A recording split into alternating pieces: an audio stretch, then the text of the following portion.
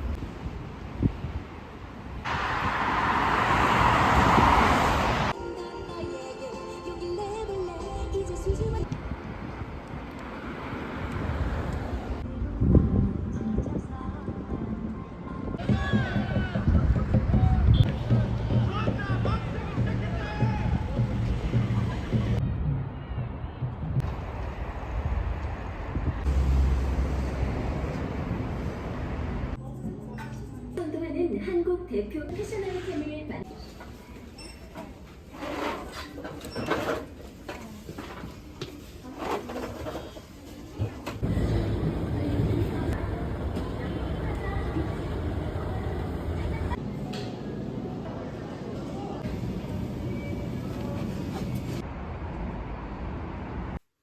Hi guys, मेरा नाम है जूही। मेरा पूरा नाम है जिज्ञासा जोशी। अब तक तो आप जान ही गए होंगे, इतनी सारी वीडियोस देखी है आपने। लेकिन अभी मेरे चैनल पे बहुत सारे नए सब्सक्राइबर जुड़ रहे हैं, तो उनके लिए एक छोटा सा इंट्रोडक्शन। आप लोग मुझे प्यार से जूही कह सकते हैं, लेकिन मेरा पूरा नाम जिज्ञासा जोशी है और मैं राजस्थान के प्यारे से डिस्ट्रिक्ट से हूँ जिसका नाम है राजसमंद। मैं कोरिया आई थी 2023 में स्कॉलरशिप पे, और मैं यहाँ इंटीग्रेटेड मास्टर्स एंड पीएचडी करी हूँ बायोटेक्नोलॉजी में। और हम एनिमल मॉडल पे काम करते हैं। रेयर डिजीजेस हमारा रिसर्च टॉपिक होता है, न्यूरोलॉजिकल रेयर डिजीजेस। और क्योंकि मैं इंटीग्रेटेड हूँ, तो इंटीग्रेटेड स्टूडेंट हूँ, तो मास्टर्स के 4 सेमेस्टर एंड पीएचडी के 4 सेमेस्टर 8 सेमेस्टर नहीं देके मुझे सिर्फ 7 सेमेस्टर यहाँ देने होंगे। एक सेमेस्टर मेरा कट हो गया है बिकॉज इंटीग्रेटेड में हूँ मैं, इसलिए। और मैं 2023 में आई थी, तो या अभी मुझे यहाँ ऑलमोस्ट 2 ईयर हो गया है। तो ये वीडियो मैं सिर्फ अपने एक्सपीरियंस पे कुछ चीज़ें आप लोगों के साथ शेयर करना चाहती हूँ। ये वीडियो सिर्फ उसी के ऊपर है, और ये वीडियो बेसिकली पार्ट 3 होने वाला है। जो मैंने पुराने पार्ट 1 एंड पार्ट 2 अपलोड किए थे, ये उसी का पार्ट 3 है। और अगर किसी ने पार्ट 1 एंड पार्ट 2 नहीं देखा है तो एक बार जाके देख कर आओ, या फिर इसी वीडियो को कंटिन्यू करो, क्योंकि मैं शॉर्ट में पूरा बताने वाली हूँ प्रोसेस। मैंने देखा है, बहुत सारे लोगों के कमेंट्स पढ़े हैं, बहुत लोग इंस्पायर है कोरिया आने के लिए।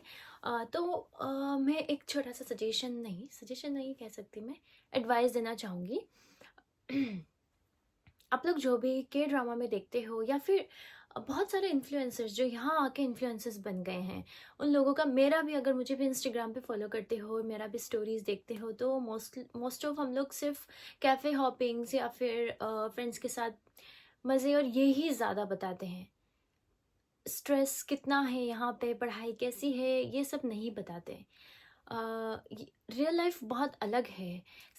मतलब मैं कैसे बताऊँ, मेरे पास वर्ड्स नहीं है इसको एक्सप्लेन करने के लिए। जैसे हमारे इंडिया में क्या होता है, फेस्टिवल हो गए, फंक्शंस हो गए, फैमिली फंक्शंस हो गए, बहुत मौके होते हैं हैप्पी रहने के लिए। फिर फैमिली होती है अराउंड, तो हाँ, लॉनली फील नहीं होता। बहुत कम ऐसा टाइम होता है जब हम लॉनली फील करते हैं, जब हम कुछ अचीव नहीं कर पाते। लेकिन यहाँ क्या होता है कि 7 डेज जो होते हैं, उसमें most of time, like Monday to Friday, मान लो सैटरडे संडे नहीं, मंडे टू फ्राइडे बहुत स्ट्रेस, बहुत हेक्टिक वीक होता है। क्योंकि आपका रिसर्च का प्रेशर अलग होता है, सेमेस्टर का प्रेशर होता है, उसके बाद यहाँ का एकेडमिक बहुत ज़्यादा आप लोगों से एक्सपेक्ट करता है बिना कुछ पढ़ाए।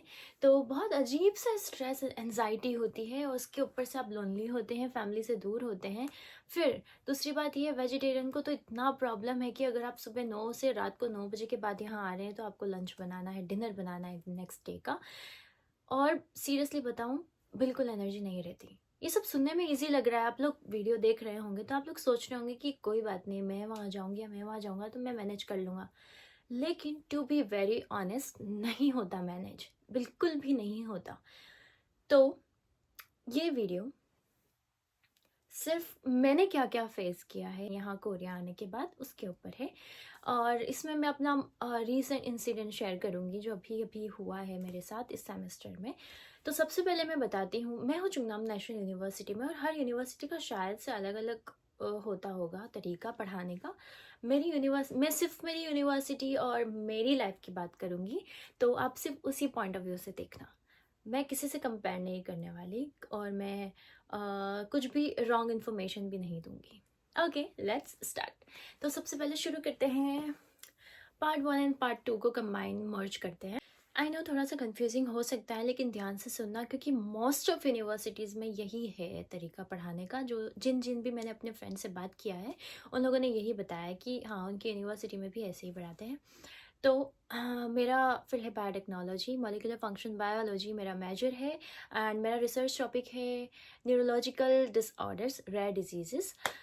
तो जब मैं यहाँ आई थी अगस्त में, और 1 सितंबर से सेम स्टार्ट होता है। सितंबर, अक्टूबर, नवंबर एंड में या फिर मिड में ख़त्म हो जाता है सेमेस्टर।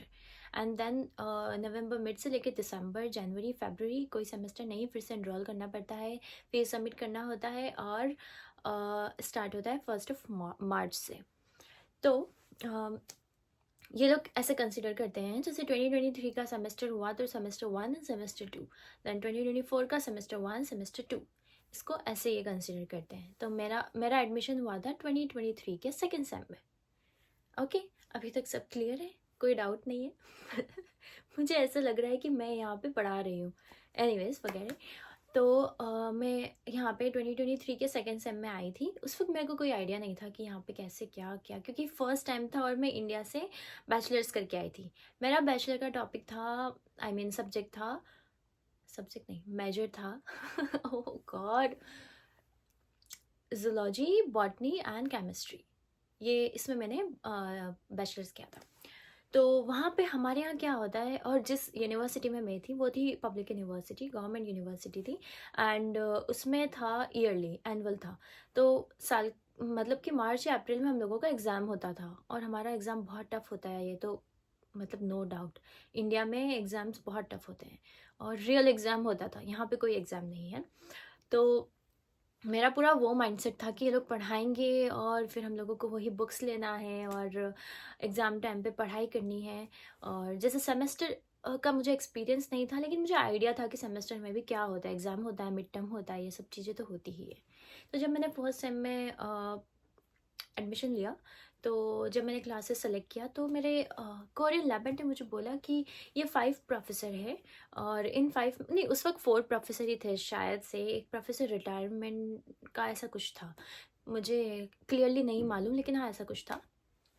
तो उन्होंने बोला कि इनमें से 3 प्रोफेसर का मैंने सेलेक्ट कर लिया, इनका थोड़ा इजी रहता है, तो तुम इनका क्लास नंबर ये है, टाइमिंग ये है, तो तुम जाके ले लेना। तो फिर मैंने उससे पूछा कि बुक्स कहाँ से लेनी है। तो उसने बोला कि बुक्स नहीं, वो लोग मटेरियल प्रोवाइड कराएंगे, ऑनलाइन ही साइबर कैंपस पे वो लोग अपलोड करते हैं जो भी वो पढ़ाने वाले होते हैं, तो वहाँ से हमें प्रिंट निकालना होता है। तो मैंने कहा ठीक है। फर्स्ट सेम हुआ, फर्स्ट सेम था, एक टीचिंग क्लास था जैसे मैंने बताया, और 2 अदर क्लासेस थे। तो फर्स्ट सेम अच्छे से हो गया। जो टीचिंग क्लास था एक ही था, वैसे वो प्रोफेसर बहुत अच्छे हैं, वो ही है जो बहुत अच्छे तरीके से पढ़ाते हैं बच्चों को। वो पहले कोरियन में पढ़ाते थे, और फिर मैं और मेरी एक फ्रेंड थी, हम दोनों ही थे। एक मेरी जो फ्रेंड है उसको कोरियन अच्छे से आती है, लेकिन उन प्रोफेसर को लगता है कि नहीं आती क्योंकि इंटरनेशनल स्टूडेंट है, तो हम दोनों को अलग से हमारी बेंच के वहाँ आके इंग्लिश में पढ़ाते थे। फिर उसके बाद नेक्स्ट सेमेस्टर स्टार्ट हुआ, 2024 का फर्स्ट सेम में भी हमने उन प्रोफेसर, जो टीचिंग वाले प्रोफेसर और 2 अदर प्रोफेसर का क्लास लिया। तो 2024 का फर्स्ट सेम भी अच्छे से हो गया। उन प्रोफेसर ने एक्चुअल में उनका ऐसा तरीका है कि फर्स्ट सेम का टॉपिक उनका हर साल का सेम है, सेकंड सेम का टॉपिक उनका हर साल का सेम है। और जैसा मैंने बताया, ये लोग सेम को ऐसे कंसिडर करते हैं, बस साल बदल रहे हैं। जैसे 2023 का फर्स्ट एंड सेकेंड, 2024 का फर्स्ट एंड सेकेंड, 2025 का first and second. I hope मैं आप लोगों को समझा पा रही होंगी और आप लोगों को समझ आ रहा होगा। तो 2024 का फर्स्ट सेम अच्छे से हुआ। तो वो प्रोफेसर फर्स्ट सेम में सेम टॉपिक पढ़ाते हैं हर साल, और सेकंड सेम में सेम टॉपिक पढ़ाते हैं हर साल, उसका हमें आइडिया नहीं था। फिर 2024 का सेकेंड सेम हुआ, जो मेरा बेसिकली थर्ड सेमेस्टर था। सेकेंड सेम में भी हमने सोचा कि उन्हीं प्रोफेसर, क्योंकि एक ही प्रोफेसर है जो पढ़ा रहे हैं, बाकी सब में कुछ वो लोग पढ़ाते नहीं हैं। और हमें प्रेजेंटेशंस देनी होती है, वो लोग मटेरियल प्रोवाइड कराते हैं। 1 आवर की प्रेजेंटेशन होती है, रिव्यू होते हैं, फिर मिड टर्म होता है, ये सब। सेकेंड सेम स्टार्ट हुआ ना, तब एक नए प्रोफेसर आए और वो प्रोफेसर बहुत अच्छे हैं। वो कैंसर रिलेटेड सब्जेक्ट्स पढ़ाते, टॉपिक्स पढ़ाते हैं। तो हमने उनका क्लास लिया, और जो टीचिंग क्लास हम हर बार ले रहे हैं वो हमें सुनने में आया कि वो सेम टॉपिक पढ़ाने वाले हैं, तो ना ले तो अच्छा है। तो हम लोगों ने नहीं लिया उनका क्लास, और 2 किसी और प्रोफेसर का क्लास लिया। तो वो जो 2 कोई और प्रोफेसर थे, उनमें एक लेडी प्रोफेसर थी। हम लोग उनके क्लास में गए, और उन्होंने फर्स्ट क्लास ऐसा होता है कि उनमें कुछ भी वो पढ़ाते नहीं है, कुछ भी बताते नहीं है, बस वो अपना प्लान बताते हैं कि आगे क्लासेस में क्या होने वाला है। तो उन लेडी प्रोफेसर ने बोला उस क्लास को ख़त्म होने के बाद कि मैं और मेरी फ्रेंड थे, हम दोनों को बोला कि मैं नहीं सजेस्ट करूँगी कि तुम मेरा क्लास लो, क्योंकि मैं कोरियन में पढ़ाने वाली हूँ और थोड़ा टफ हो जाएगा तुम्हारे लिए। हम समझ सकते हैं ये, जैसा कि एक कमेंट भी मैंने पढ़ा कि वो उन्होंने अच्छे तरीके से ही कहा होगा, लेकिन अगर ऐसा कोई इश्यू है तो इंटरनेशनल स्टूडेंट को लेना ही नहीं चाहिए फर्स्ट थिंग। क्योंकि हम यहाँ पढ़ने आए हैं, मैं यहाँ जॉब करने तो नहीं आई हूँ, पढ़ने आई हूँ, मैं कुछ सीखने आई हूँ, कुछ नया। अगर प्रोफेसर्स ही ऐसी चीज़ें बोल देंगे, और किसी ने कमेंट में ये भी लिखा था कि इंटरनेशनल स्टूडेंट बहुत क्वेश्चन पूछते हैं, ऐसा नहीं है। हम लोग कोई क्वेश्चन नहीं पूछते हैं, क्योंकि बहुत वियर्ड लगता है। वहाँ पे सब लोग कोरियन होते हैं, तो वो उनका डिस्कशन ही कोरियन में होता है, तो हम लोग सिर्फ चुप रहते हैं। हमें सिर्फ क्रेडिट लेना है, वहाँ क्रेडिट्स हमें अर्न करने हैं, दैट्स इट। हम क्लासेस लेते हैं, बाकी कुछ सीखने को नहीं मिलता क्लासेस में। बस आपको एक एंजाइटी रहती है जब प्रेजेंट करना होता है, वो टॉपिक वो मतलब कि प्रेजेंटेशन वाला दिन निकला और उस क्लास से कोई मतलब नहीं है। फिर सीधा सेमेस्टर ख़त्म होता है, तभी वो हम क्रेडिट देखते, okay credit complete, that's it. तो एज एन इंटरनेशनल स्टूडेंट हमें भी पता है कि उन्हें इंग्लिश इतने अच्छे से नहीं आती, तो हम लोग नहीं कोई डिस्कशन करते, नहीं कोई क्वेश्चन पूछते, ना ही ये बोलते हैं कि इसको फिर से इंग्लिश में समझाओ, हमें समझ नहीं आया। हम सिर्फ बैठे रहते हैं वहाँ पे 2 आवर्स तक, क्योंकि हमें क्रेडिट्स चाहिए। जिसमें भी वो लोग ऐसे चाहते हैं कि हम लोग उनकी क्लास ना लें, तो हम क्रेडिट्स कैसे अर्न करेंगे? हमें भी डिग्री करके दूसरा जॉब करना है, कंट्री में जाना है, फिर से अपनी सबके अलग अलग गोल्स होते हैं, फ्यूचर गोल्स, वो अचीव करने होते हैं। सिर्फ ड्रैग थोड़ी कर सकते हैं हम डिग्री को। तो जब उन प्रोफेसर ने मना किया, उन लेडी प्रोफेसर ने, तो मैंने उनको बोला कि हमारे पास कोई और ऑप्शन नहीं है, सारे प्रोफेसर सेम क्लासेस पढ़ा रहे हैं, आप कोरियन में पढ़ाएंगे, हमें कोई इशू नहीं है, हमें सिर्फ क्रेडिट्स लेना है। तो उन्होंने बोला कि ओके, अगर आपको सही लगे तो। पर फिर भी उन्होंने बोला कि फिर भी मैं एडवाइस करूँगी, अगर कोई और ऑप्शन हो तो आप चेंज कर सकते हो। पर ठीक है, हम लोगों ने वो क्लास कंटिन्यू किया। इसका मतलब ये नहीं है कि सारे प्रोफेसर ख़राब है, कुछ कुछ प्रोफेसर ऐसे हैं यहाँ पे, क्योंकि हम बाउंड टू है इन 4 ही प्रोफेसर का क्लास लेने के लिए, इसलिए थोड़ा प्रॉब्लम हो रहा था। फिर उसके बाद स्टार्ट हुआ, फिर 2024 का वो सेकेंड सेम कंप्लीट हो गया, और इसी तरह मेरे 3 सेमेस्टर थैंक गॉड कंप्लीट हुए जैसे तैसे। मैंने अपना 100% दिया, लेकिन ये क्लासेस सेलेक्ट करने का जो प्रॉब्लम है ना, ये बहुत वियर्ड लगता है मुझे, कि मैं अपना 100% दूंगी पढ़ाई के लिए, लेकिन मैं क्लासेस कौन से सेलेक्ट करूँ? पहले से इतनी प्रॉब्लम्स है, आपका रिसर्च लाइफ, आपके इतने प्रोजेक्ट्स, उस पर लैब मीटिंग्स, और इतना स्ट्रेस रहता है रिसर्च लाइफ में। आपका जो एक्सपेरिमेंट्स होता है उसको आपको 100% रिजल्ट के साथ प्रेजेंट करना होता है हर मीटिंग में। उसके बाद मैं ये भी सोचूंगी मुझे कौन से प्रोफेसर का क्लास लेना है, इनको ये इंटरनेशनल स्टूडेंट नहीं पसंद, ये सेम टॉपिक पढ़ा रहा है। इतना सब नहीं होता, ये बहुत हेक्टिक हो जाता है। जब आप रियलिटी को फेस करते हैं तो ये बहुत ज़्यादा हेक्टिक लगता है। फिर इसके बाद 2025 का फर्स्ट सेम स्टार्ट हुआ, तो क्योंकि मैंने ऑलमोस्ट 3 सेमेस्टर हो गए थे, तो मैंने ऑलमोस्ट प्रोफेसर्स की क्लासेस ले ली थी। तो इस बार मैंने जिन जिन भी प्रोफेसर का क्लास लिया है वो सब रिपीट में था, ऑलरेडी मैंने उन लोगों का ले लिया था क्लासेस। तो फिर भी मुझे ऐसा लग रहा था कि वो जो टीचिंग क्लास था एक जो मैं स्टार्टिंग में ले रही थी, मैं उनका नहीं लेना चाहती थी, तो मैंने किसी और डिपार्टमेंट का क्लास लिया और 2 क्लासेस अलग लिए। तो किसी और डिपार्टमेंट का जब मैंने क्लास लिया, तो एडमिनिस्ट्रेशन ऑफिस से मुझे कॉल आई कि आप किसी और डिपार्टमेंट का क्लास नहीं ले सकते, तो आपको कैंसिल करना पड़ेगा। तो ओके मैंने कैंसिल किया और फिर मैंने डरते हुए उन सेम टीचिंग वाले जो प्रोफेसर थे उनका क्लास लिया और मैं उनकी क्लास में गई। तो पूरी क्लास में वो अटेंडेंस ले रहे थे और पूरी क्लास में उन्होंने मुझे बोला कि हे यू ऐसा करके। मीन नहीं था वो, बट वो बहुत लाउड था और मुझे बहुत एम्बैरेसिंग लगा वो मोमेंट। तो जब उन्होंने बोला कि मैं तुम्हें पहचान गया, तुमने शायद ये क्लास लिया हुआ है, मैंने कहा yes professor, first sem and second same 2023 और 2024 के दोनों सेम में मैंने लिया था ये क्लास। तो उन्होंने बोला कि मैं 2024 के फर्स्ट सेम में जो पढ़ाया था वही अभी पढ़ाने वाला हूँ, तो तुम ये क्लास मत लो। आई वॉज लाइक, अगर मतलब मैं लूँ क्या, फिर क्या क्लास लूँ? वैसे भी मुझे पढ़ना नहीं है, मैं एग्ज़ाम्स के टाइम अपना सेल्फ स्टडी करूँगी, मुझे क्लास में वैसे भी कुछ समझ नहीं आता, मेरा टोटली सेल्फ स्टडी पे ही रहता है पूरा। तो पर मैं उनको कुछ कह नहीं सकी और उन्होंने फिर से बोला कि क्लास ख़त्म हुआ और उन्होंने बोला कि तुम्हें क्लास चेंज करना पड़ेगा, please don't take my class. I don't know वो अच्छे वे में था या गलत वे में था, मुझे नहीं पता, मुझे कोई फ़र्क नहीं पड़ता वो अच्छा है या बुरा। मुझे सिर्फ अपने क्रेडिट्स कंप्लीट करने हैं, क्योंकि 2026 तक अगर मैंने क्रेडिट्स कंप्लीट नहीं किए तो मेरे को एक सेम और लेना पड़ेगा, एक सेम और क्लासेस लेनी पड़ेगी। पता नहीं इन लोगों को क्यों समझ नहीं आता। मुझे अपना डिग्री कंप्लीट करना है तो क्रेडिट्स तो अर्न करने पड़ेंगे, लेकिन अगर आप सेम चीज़ें पढ़ा रहे हैं तो दैट्स नॉट माई प्रॉब्लम, वो फिर आप लोगों का है ना। थोड़ा चेंज करें टॉपिक्स, अलग चीज़ें पढ़ाएं, अलग टॉपिक्स पढ़ाएं। इतना वाइड है सिलेबस, इतना वाइड है जूलॉजी का सिलेबस कि कुछ भी पढ़ा सकते हैं, बट नहीं, इन लोगों को सेम ही टॉपिक पढ़ाना है। तो वो जो इंसिडेंट हुआ उससे मुझे लगा कि oh my God, international student, ये एक डिस्क्रिमिनेशन है। और टू बी वेरी ऑनेस्ट, सिर्फ मैं ही नहीं थी, एक कोरियन और थी जिसको मैं पहचान गई थी, ओके इसने भी लिया था। तो मैंने सोचा था कि इससे मैं पूछूंगी कि इस समय इसने क्या क्या क्लासेस लिया था कि मुझे हेल्प हो जाएगा। उसको कुछ नहीं बोला प्रोफेसर ने, सिर्फ मुझे टारगेट करके मेरे पास आके बोले।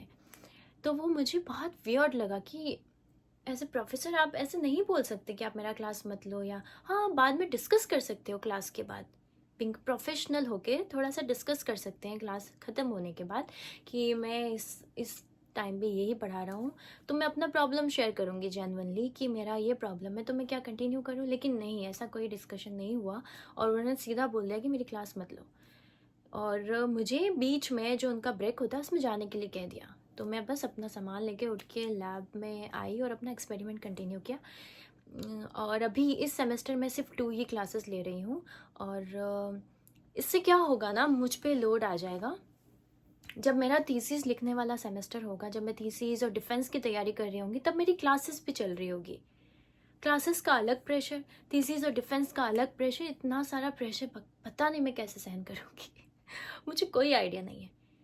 तो मैं चाहती थी जेन्युइनली कि मैं आप लोगों के साथ शेयर करूं ताकि आप लोग इस चीज़ के लिए प्रिपेयर होके आए। नेगेटिव वे में नहीं, पॉजिटिव वे में शेयर करना चाहती हूँ ताकि ये सब मेंटली आप इन चीज़ों के लिए प्रिपेयर होकर आए। मुझे नहीं पता था इसलिए मैं प्रिपेयर्ड नहीं थी, लेकिन अब ठीक है, अब मुझे आदत हो रही है। ओके ऐसा ऐसा इनका सिस्टम है, तो ओके नॉर्मलाइज कर रही हूँ मैं खुद के लिए। लेकिन अभी भी मुझे वियर्ड लगता है कि यार मैं इस सेम 2 ही क्लासेस ले पा रही हूँ।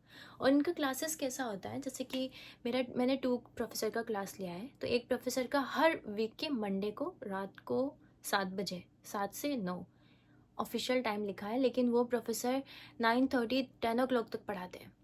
और दूसरे प्रोफेसर का क्लास है ट्यूसडे रात को 7 बजे, लेकिन वो प्रोफेसर बहुत अच्छे हैं, वो 7 से 8:30 तक या 9 o'clock तक अप्रोक्स पढ़ाते हैं। और बस फिर ये एक बहुत बड़ा स्ट्रगल है, बहुत ज़्यादा बड़ा। ये सुनने में इजी लग रहा होगा, लेकिन जब आप रियलिटी में जब सच में एक्सपीरियंस करोगे ना, तो बहुत वियर्ड और अजीब सा एक्सपीरियंस है। मैं एक्चुअली मुझे वो वर्ड एग्जैक्ट याद नहीं आ रहा।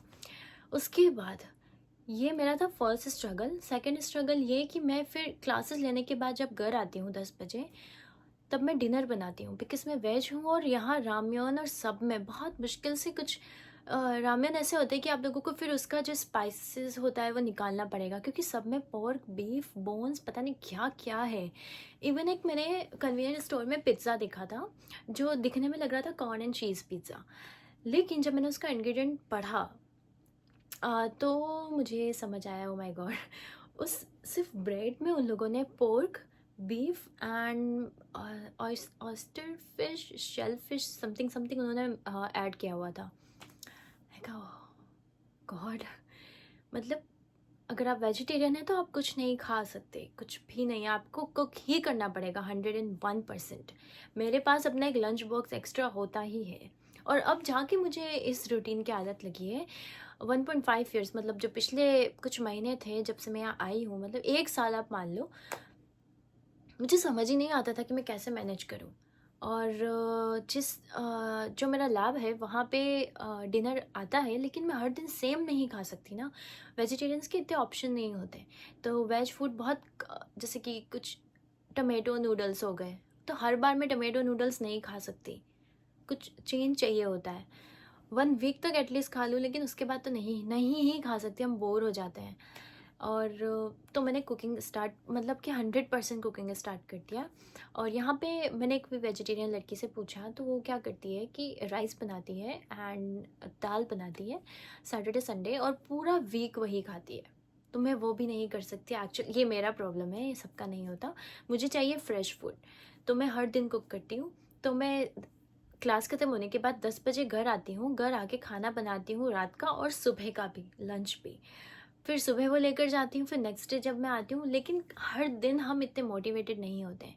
प्रॉब्लम ये है कि कभी बहुत हैप्पी होते हैं, कभी बहुत डाउन फील करते हैं विदाउट एनी रीज़न, कोई रीज़न नहीं होता, पर इतना ज़्यादा डाउन फील होता है कि बस मुझे तो रोना ही आ रहा होता है।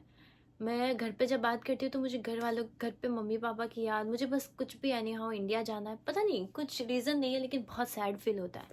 तो सिर्फ मुझे कुछ खाने का मन नहीं करता, क्योंकि खाना खाना है तो पहले बनाना पड़ेगा, और बनाने के लिए एनर्जी होनी चाहिए, वो मुझ में उस टाइम बिल्कुल नहीं रहती।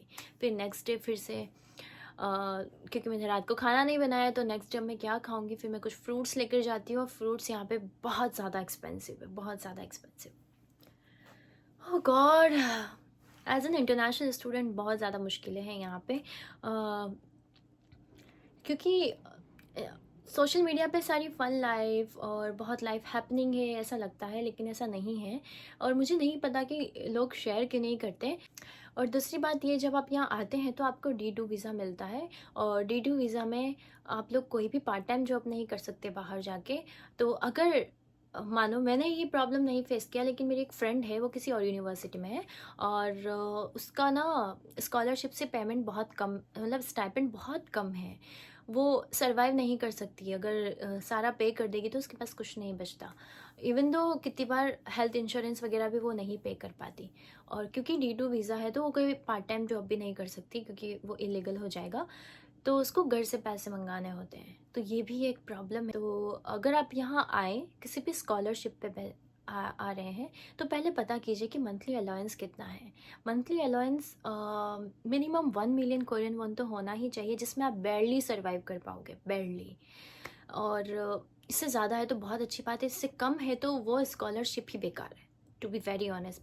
बैंक बैलेंस कभी भी लो नहीं होना चाहिए यहाँ आने के बाद, ये मेरा जेन्युइन एडवाइस है।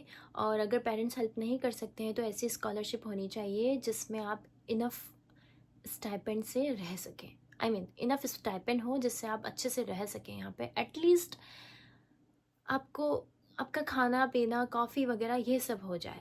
अगर कम है स्टाइपेंड, 1 मिलियन से कम है, तो मत आए यहाँ पे, टू बी वेरी ऑनेस्ट।